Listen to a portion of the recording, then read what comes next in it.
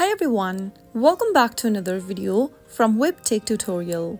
In this video, I will be guiding you through how to download Humm application on your iPhone.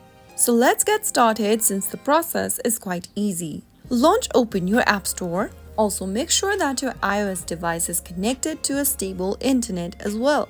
Now, go to the search box at the top and type in HUMM and search. Look for this application and tap on the Get button to start downloading the app on your iPhone.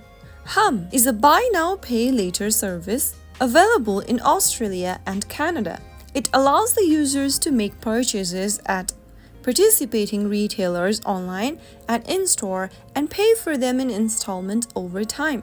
Wait until the application is downloaded and installed, and that is how you should be able to download the correct Humm application for iPhone. If you found the video to be helpful, go ahead and give us a thumbs up.